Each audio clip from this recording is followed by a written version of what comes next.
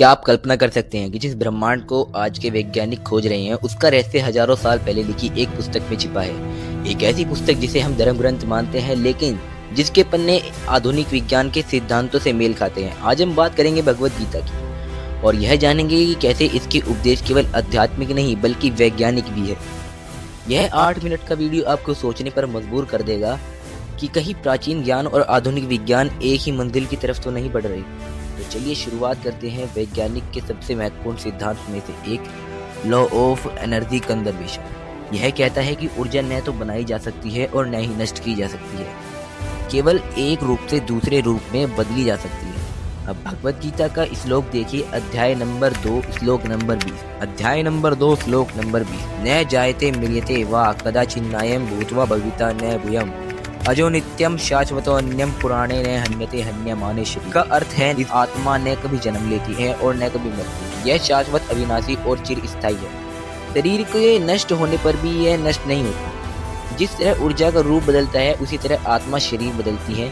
यह वैज्ञानिक सिद्धांत का एक आध्यात्मिक रूप है। दूसरा वैज्ञानिक संबंध आता है मन और मस्तिष्क के विज्ञान।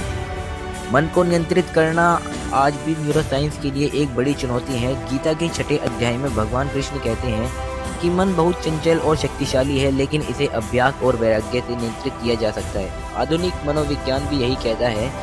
वैज्ञानिक शोध बताते हैं कि ध्यान, अभ्यास और वैराग्य अनावश्यक इच्छाओं से दूरी मस्तिष्क में न्यूरोप्लास्टिसिटी को बढ़ाते हैं, जिससे व्यक्ति अपने मन को अधिक प्रभावी ढंग से नियंत्रित कर सकता है। इसी सिद्धांत को कई न्यूरो साइंटिस्ट जैसे कि डॉक्टर सीड वॉर्डर भी स्वीकार करते हैं कि गीता का ज्ञान आधुनिक न्यूरो साइंस से मिला है। अब हम बात करते हैं क्वांटम फिजिक्स और रियलिटी की।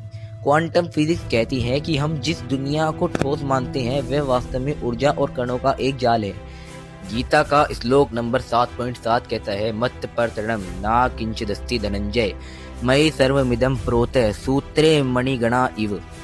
अर्थात हे अर्जुन, मुझसे श्रेष्ठ कुछ भी नहीं है। जिस प्रकार धागे में मोती पिराए होते हैं उसी प्रकार यह संपूर्ण जगत मुझ में ही पिराया हुआ है। यह श्लोक एक अदृश्य शक्ति की बात करता है जो सबको जोड़ती है, ठीक उसी तरह जैसे क्वांटम ऊर्जा एक कण को एक दूसरे से जोड़ती है।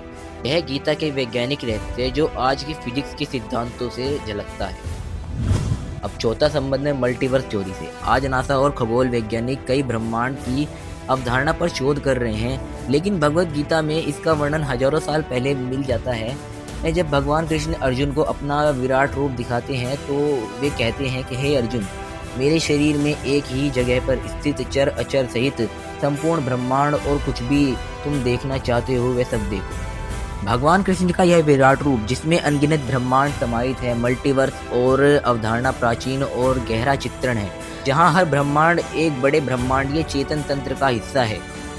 इन सभी उदाहरणों से यह स्पष्ट होता है कि भगवत गीता सिर्फ धार्मिक ग्रंथ नहीं बल्कि एक वैज्ञानिक दस्तावेज भी है। यह जीवन, मन और ब्रह्मांड की गहरी समझ देती है। हो सकता है हमारे पूर्वज विज्ञान और शब्दों और श्लोकों को समझाते थे, जबकि आज हम उसकी समीकरणों का प्रयोग खोजते हैं, लेकिन लक्ष्य दोनों का एक ही है, सत्य की प्राप्ति। अगली बार जब आप भगवत गीता पढ़े तो केवल भक्ति की दृष्टि से नहीं बल्कि साइंटिफिक क्यूरियोसिटी से भी देखिए। शायद आपको ऐसे रहस्य मिल जाए जो आज भी आधुनिक विज्ञान की पहुंच से बाहर है।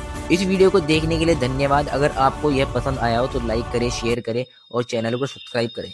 मिलते हैं अगले वीडियो में। जय हिंद, हरे।